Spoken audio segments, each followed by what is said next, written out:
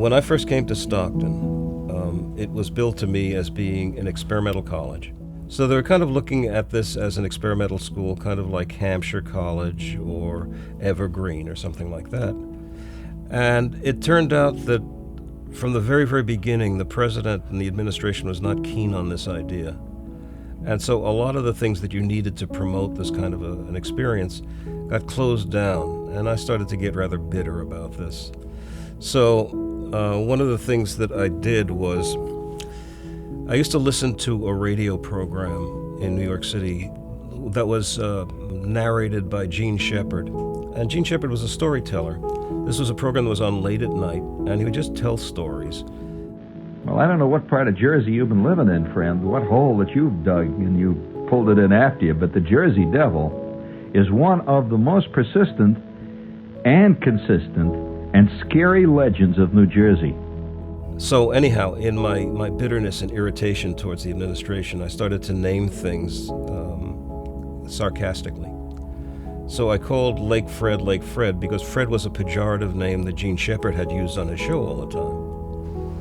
And I also knew, being a geologist, that in order for this to become part of a topographic map, it couldn't be associated with somebody's name, like it couldn't be a real estate developer who named it after himself.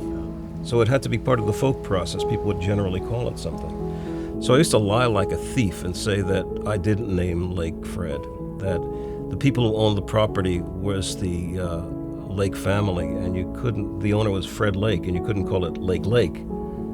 So you called it Lake Fred. And this was what I'd always say, this is the story. It turns out there was a Lake family living in Pleasantville.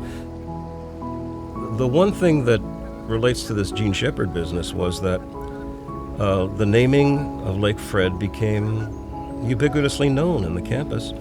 And so they started to have a Lake Fred Folk Festival. And of course there was a t-shirt which was for the Lake Fred Folk Festival. Somebody sent the t-shirt to Gene Shepard on Shepherd's Pie, and he had a thing there called the People's Time Capsule. And he was putting what he called typical Jerseyana into this time capsule.